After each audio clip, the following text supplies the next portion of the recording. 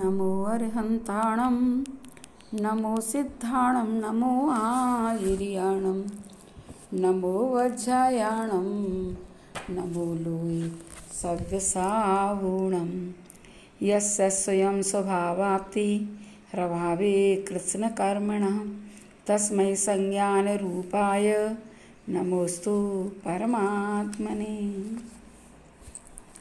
आचार्य गुरुवर्ष विद्यासागर जी महामुनि महाराज की जय। अब यहाँ पर पुनः शिष्य पूछता है कि भगवान, जिसका लक्षण कहा गया है ऐसी संवित्ति हो रही है, ये बात योगी को किस तरह से मालूम हो सकती है और उसकी हर एक क्षण में उन्नति हो रही है, यह भी वह कैसे जान सकता है। तो आचार्य भगवंत कहते हैं कि हे धीमन सुनो, मैं उसकी चिन्ह का वर्णन करता हूँ। तो कहते हैं यथा यथा समायाति संवित्तौ तत्त्वमुत्तमं तथा तथा न रोचन्ते विषया सुलभा अपि। पुनः उच्चारण करेंगे, यथा यथा समायाति संवित्तौ तत्त्वमुत्तमं तथा तथा न रोचन्ते विषया सुलभा अपि। कहते यथा यथा संवित्तौ उत्तमं तत्वम समायाति, ज्यों ज्यों जैसे जैसे संवित्तौ मन अनुभूति में उत्तम तत्व यानी शुद्धात्मा का स्वरूप समायाति आता जाता है, तथा तथा त्यों त्यों वैसे वैसे सुलभापि सुलभता से प्राप्त हुए भी विषया न रोचन्ते, पंचेंद्रिय के विषय भोग अच्छे नहीं लगते हैं, रुचते नहीं है। कितनी अच्छी बात है। ज्यों ज्यों तुम भीतर जाओगे, ज्यों ज्यों तुम आत्म तत्व से अनुराग करोगे, आत्म वैभव की प्राप्ति की लगन तुम्हें बढ़ेगी, वैसे वैसे बाहर के पंचेंद्रिय के विषयों जो बड़ी सुगमता से प्राप्त हो रहे हैं वो तुम्हें अच्छे नहीं लगते हैं। तत्वों में जो परम तत्व है, आत्म तत्व जो सुखदाता, जैसे जैसे अपने अपने संवेदन में है आता, वैसे वैसे भविक जनों को रुचते ना है भले भले। पुण्योदय से सुलभ हुए हैं भोग सभी पीयूष घुले, भोग सभी पीयूष घुले। अमृत जैसे भी भोग मिले तो भी उसे अच्छे नहीं लगते हैं। आचार्य भगवंत बता रहे कि जैसे जैसे साधक के ज्ञान में उत्तम तत्व यानी शुद्ध तत्व की अनुभूति होने लग जाती है, वैसे ही वैसे उसको पंचेंद्रिय के विषय भोग एवं कषाय संबंधी भाव फिर अच्छे नहीं लगते। अर्थात जिस समय शुद्धात्म तत्व का संवेदन होने लग जाता है उस समय अंतर्मन बिल्कुल शांत रहता है और उसका अंतस का जीवन एक अपूर्व आनंद की अनुभूति से जुड़ जाता है। आत्म संवित्ति का आनंद लेने वाले साधकों को तीन लोक में सर्वोत्तम और सुलभता से प्राप्त होने वाले विषय कभी नहीं रुचते हैं। उनका आत्म तत्व आनंद से भरा रहता है। लेकिन आज वर्तमान में जो लोग आत्म तत्व की चर्चा तो बहुत करते हैं, लेकिन उनका मन कहाँ जा रहा है? विषयों की ओर ही जा रहा है। इसका अर्थ है चर्चा से नहीं, और न चर्चा में अर्चा में आनंद आता है। आत्म तत्व की चर्चा मात्र चर्चा तक ही सीमित रह जाती है। उस आत्म तत्व को में अनुभूति और आनंद का विषय बनाना है तो अर्चा करो, यानी उसको अपने जीवन में लाओ। आचार्य कुंद भगवान भी इसी बात को कहते हैं कि ज्ञानी जीव किसी भी प्रकार के विषयों की आकांक्षा नहीं करता। भोगोपभोग की सुलभता से उपलब्ध सामग्री में भी ज्ञानी जीव की चित्त वृत्ति नहीं जाती। उसे जब वर्तमान की उपलब्ध सामग्री ही नहीं रुचती, सोचो वह भविष्य के विषयों के प्रति आकांक्षा कैसे करेगा? नहीं कर सकता। और जब भविष्य की आकांक्षा नहीं करना और भूतकाल के भोगों के हुए विषयों की स्मृति भी क्यों करेगा? वो तो वर्तमान में जी रहा है। इसलिए आचार्य भगवंत कहते हैं कि कितनी वर्तमान में सुंदर सामग्री मिल जाए तो भी ज्ञानी जीव उससे प्रभावित नहीं होता। वह तो विषयों के प्रति हे बुद्धि रखता है। और विषयों को छोड़ने के उपरांत जब साधक आत्म तत्व में निश्चल हो जाता है, यानी गुप्ती में लीन हो जाता है, तब तो उसे किसी भी प्रकार के विषय अच्छे लगते ही नहीं। ये तो बहुत ऊंची बात है। इसलिए आचार्य भगवंत कह रहे हैं कि जिसका मन शांति सुख से संपन्न है, ऐसे महापुरुषों को भोजन से भी द्वेष हो जाता था, भोजन भी उन्हें अच्छा नहीं लगता। ठीक है, तन चलाने के लिए उसमें पेट्रोल डालना ज़रूरी है, लेकिन वह उस पेट्रोल से प्रभावित नहीं होता। जो है अपने हिसाब से आ जाते, कुछ भी उसके प्रति आसक्ति नहीं होती है, क्योंकि उनके अंदर तो स्वसंवित्ति शुद्धात्म तत्व झलकने लगता है। और जिससे शुद्धात्म तत्व की प्रतीति होने लगी है, अपने आप यही लक्षण है कि उसे अन्य विषय भोग कभी रुचिकर प्रतीति नहीं होती, रुचिकर लगते ही नहीं है। इसलिए इसको दोनों तरफ से लगा लेना। देखो, जब शीतल जल में रहने वाली मछली यदि कुछ समय के लिए बाहर पृथ्वी पर आ जाती है तो पृथ्वी उसे जलाने लग जाती है। जब पृथ्वी उसे जलाने में समर्थ है तो साक्षात अग्नि के अंगारों का तो कहना ही क्या, वे तो निश्चित ही जला देंगे, क्योंकि अंगारों की तपन को वह सहन ही नहीं कर सकती। उसी प्रकार विषयों के प्रति अरुचि ही योगियों की शुद्धात्म संवित्ति की प्रगटता को सिद्ध करती है, क्योंकि स्वात्म संवित्ति का अभाव होने पर विषयों से अरुचि नहीं हो सकती। जिसने अपने जीवन में पंच महाव्रतों सहित आकिंचन धर्म को धारण किया है, कुछ भी नहीं है, मेरी आत्मा को छोड़कर के कोई भी चीज़ मेरी नहीं है, फिर उसके लिए 5 इंद्रियों के चाहे मनोज्ञ हो चाहे अमनोज्ञ कोई भी विषय हो, न उन्हें हर्ष होता है, न उनमें न विषाद होता है। बाह्य तत्व अपने आप ही सब छूटते चले जाते हैं। जैसे ही तुम भीतर भीतर आते चले जाओगे, बाहर का सब छूट जाएगा। और जैसे जैसे तुम विषयों से लगाव बढ़ाओगे तो तुम्हारा आत्म तत्व चला जाएगा। अब बताओ कौन सा तत्व चाहिए? इसलिए आचार्य भगवंत कहते हैं कि कम से आत्म संवित्ति कर प्राप्त करना है, और यदि कर रहे हो तो विषयों की प्रति रुचि हो ही नहीं सकती। ये दोनों किसके समान है? जैसे कहते हैं सहान अवस्था दोष है। दिन और रात एक साथ रह सकते क्या? अंधकार प्रकाश एक साथ रह सकते क्या? कभी नहीं रह सकते। ऐसे ही आत्म संवित्ति विषयाभिलाषा एक साथ रह सकती क्या? कभी नहीं रह सकती, हो ही नहीं सकता। जहाँ रात है वहाँ दिन नहीं, जहाँ दिन है वहाँ रात नहीं, जहाँ प्रकाश है वहाँ अंधेरा नहीं रह सकता, जहाँ प्रकाश है और जहाँ अंधेरा है वहाँ प्रकाश नहीं रह सकता।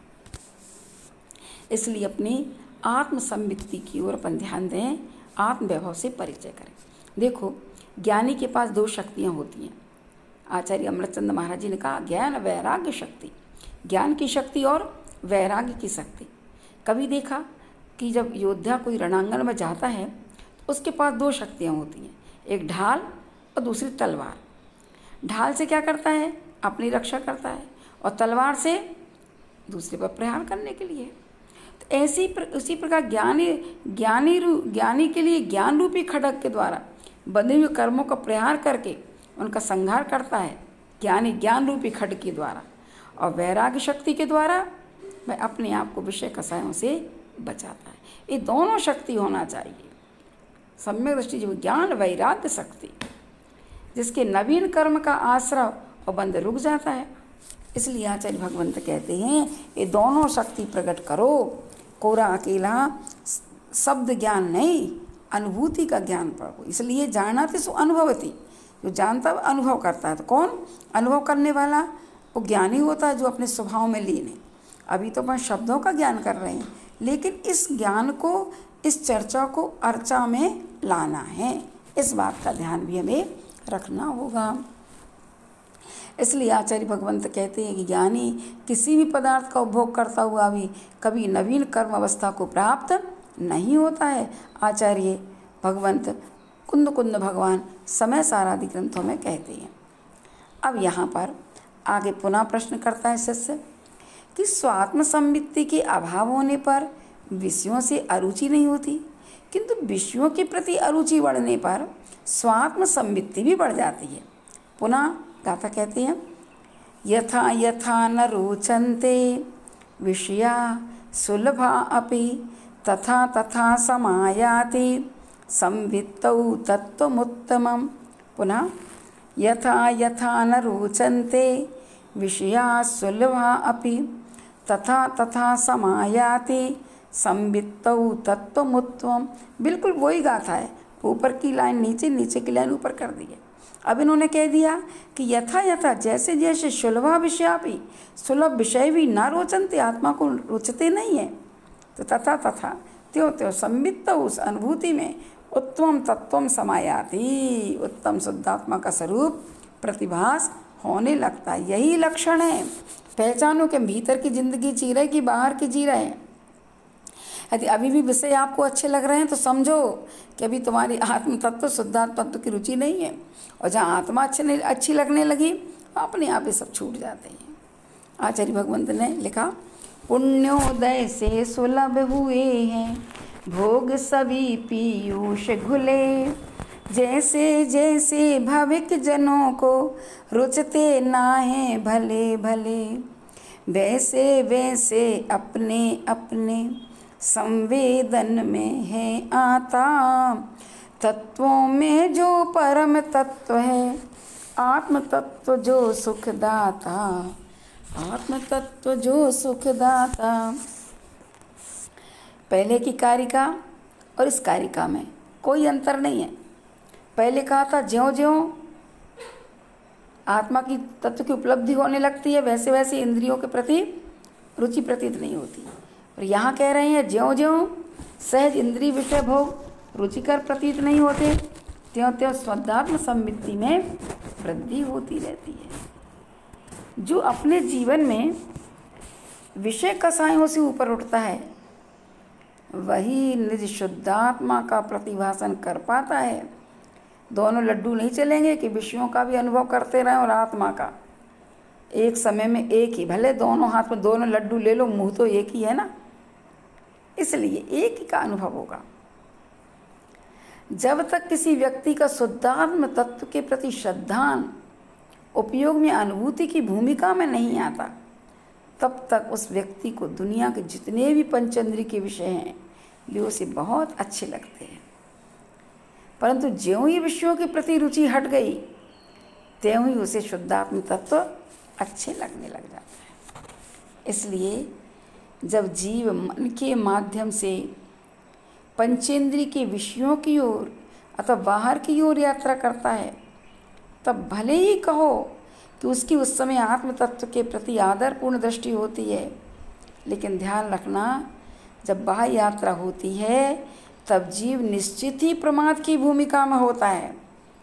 क्योंकि कहा ना, कुशलेषु अनादरा प्रमादा, कुशल कार्य का अनादर करना। अनादर यानी कुशल तो यही था कि तुम्हें अपने स्वभाव में रहना था, भीतर रहना था, तुम बाहर आ गए, इसका अर्थ है कि तुमने आत्म तत्व के प्रति अनादर किया, यही तो प्रमाद है। और जब कभी बाह्य में कुछ भी कार्य करने की इच्छा करेंगे तो प्रमाद की अवस्था ही होगी। आचार्य भगवंत कहते हैं जब विषयों से चित्त हटेगा तभी शुद्धात्म तत्व के प्रति सम्मुख होगा, और उत्तम तत्व से विमुख होगा तो नियम से विषयों के सम्मुख रहेगा ही रहेगा। सोच लो वो भी तो आप तो। इसलिए अपन तो जिस गुण स्थान में वो प्रमत्ति है, अप्रमत्त की अवस्था ही नहीं है, लेकिन अपने अपने गुण स्थान संबंधी हमें जागृत रहना चाहिए। अपने आवश्यकों के प्रति, अपने व्रतों के प्रति, अपने मतलब एक सजगता होना चाहिए। क्योंकि प्रमाद तो कई प्रकार के होते हैं, ध्यानकृत प्रमाद, गुप्तिकृत प्रमाद, अंतर्मूर्तक की अप्रमत्त दशा रहती, फिर नियम से छठे गुण स्थान में आना, ये दशा है। लेकिन समिति कर तो चल रहे तो देख करके तो चलो, कोई प्रवृत्ति कर रहे तो अच्छे से तो करो, भगवान की भक्ति कर रहे तो तन्मयता से तो करो, स्वाध्याय कर रहे तो बिल्कुल तन्मय होके करो ना। तब कहीं जा कर के हम अप्रमत्त रह सकते। अपने अपने जब चतुर्थ गुण स्थान वर्ती वो भी सजग रहेगा। जब भगवान की भक्ति करेगा तो भक्ति ही करेगा। मंदिर में आ गया तो मंदिर में ही रहेगा वो, उसका मन घर में नहीं जाएगा। अब ऐसा नहीं है कि तन मंदिर में हो मन घर में हो, तो फिर गड़बड़। भले ऐसा हो सकता है कि तन घर में हो और मन मंदिर में रहे, तब तो अच्छी बात है। लेकिन तन मंदिर में हो मन घर में हो तो अभी उसने सही प्रभु के गुणों को या प्रभु को पहचाना नहीं है। इसलिए आचार्य भगवंत कहते हैं कि अपने जीवन में अपने गुणस्थान संबंधी जागृत रहो। चतुर्थ गुणस्थान यदि सम्यक दृष्टि में जागृत रहता है। देखो धनंजय सेठ की भक्ति कितनी अच्छे से भगवान की भक्ति की। बेटा को सर्प ने काट खाया, बेटा मर भी गया, सब कुछ हो गया भक्ति में। और जैसे ही जब प्रवृत्ति में आए, भक्ति से बाहर निकले और गंधोदक अकेला सिर्फ डाला और उसी से बेटा जागृत होकर उठ गया, जैसे सर्प ने काटा ही ना हो। ये भक्ति, क्योंकि जब तुम जो कार्य करो, आचार्य भगवंत हमेशा कहते हैं जो भी आवश्यक करो उस आवश्यक में तन्मय हो करके रहो। चाहे वो सामायिक का आवश्यक हो, चाहे पूजा का आवश्यक हो, चाहे प्रतिक्रमण का हो, चाहे स्वाध्याय का हो, चाहे गुरु भक्ति का हो, जो भी कार्य करो त्रियोग से करो, उस मय होकर के करोगे तो नियम से त्रियोग से किया हुआ आवश्यक अति फलदायी रहता है। इसलिए यहाँ पर बहुत ऊंची बात कही, वो तो अप्रमत्त अवस्था की बात कही है, लेकिन अपन कम से कम जिस गुणस्थान में उस गुणस्थान में तो जागृत रहें। तो यहाँ पर कुशलेषु अनादर प्रमादा कहा ना, तो ये बात ये आत्मा की कमजोरी का प्रतीक है। कुशल कार्य का अर्थ है जिसमें हमारा हित हो, भला हो, उस कार्य के प्रति अनादर वृत्ति का होना ही प्रमाद है। षट आवश्यकों से हमारा भला होगा, उसमें हम प्रमाद कर लेंगे पूजा, अब पढ़ लेंगे, ऐसा नहीं। उत्साह उमंग के साथ ये काम करना चाहिए। और यह प्रमाद आत्मा का अहित करने वाला है। आत्म पुरुषार्थ के द्वारा प्रमाद को नष्ट किया जा सकता है। इसलिए हर चीज़ में पुरुषार्थ करो। और आत्म पुरुषार्थ को दृढ़ करने के लिए आचार्य भगवंत बार बार आत्म भावना, आत्म तत्व का स्पर्शन करने का प्रयास करने में सजगता रखनी चाहिए, और रखें तो बहुत अच्छी बात है। अपने उपयोग से राग द्वेष रूप परिणमन को पूर्ण रूप से दूर करने का प्रयास करना चाहिए, तभी सही है। कल बताया था ना कि ज्ञेय ज्ञायक संबंध बनाओ, वो जानने योग्य और हम जानने वाले हैं। यदि ऐसा ज्ञेय ज्ञायक संबंध चलेगा ना तो हम बहुत कुछ आगे बढ़ सकते हैं। और एक एक क्षण में राग द्वेष कर रहे होंगे तो फिर हम कुछ भी करने में समर्थ नहीं हो पाएंगे। इसलिए आचार्य भगवंत ने इस बात को यहाँ पर कहा है कि देखो, संसारी प्राणियों को तो विषय कसाय बहुत अच्छे लगते हैं, आराम परिग्रह के प्रति उत्साह रहता है, धन संग्रह के लिए दिन रात श्रम करने को तैयार रहता है, लेकिन हम धार्मिक बातों की बात कहें तो मौन हो जाता है, उसे ये बातें अच्छी नहीं लगती हैं। इसका अर्थ है कि अभी वह उसका संसार बहुत ज़्यादा है, और जिसको विषय कसाय अरुचि रूप में दिखने लगे हैं और आत्म तत्व की बात बड़ी उत्साह उमंग के साथ सुनता है, समझ लेना उसका संसार अब बहुत कम हो गया है, ऐसा समझ लेना चाहिए। इसलिए यहाँ पर जो आचार्य भगवंत ने वही गाथा दोहराई ना, वो इसी दृष्टि से दोहराई है कि कम से कम तुम समझ लो कि हम ये लक्षण हमारे अंदर घटित हो रहा है कि नहीं हो रहा है। बस यदि घटित हो रहा है तो अति उत्तम है। अपने गुणस्थान संबंधी रुचि तो होना चाहिए ना, चतुर्थ गुणस्थान संबंधी, पंचम गुणस्थान संबंधी, षष्ठम गुणस्थान मुनियों के लिए मुनि संबंधी, अपने आप उन्हें लगना चाहिए कि वास्तव में ये चीज़ बहुत अच्छी। तो इस तरीके से अपनी रुचि को बढ़ाओ और बाहर से भीतर की ओर जाने का पुरुषार्थ करो तो बहुत अच्छी बात है। जीवन मिला है बाहर से भीतर जाने के लिए, बाहर घूमने के लिए नहीं मिला। भीतर जाओ तुम भी तर जाओ। ठीक है, इतना ही रखें।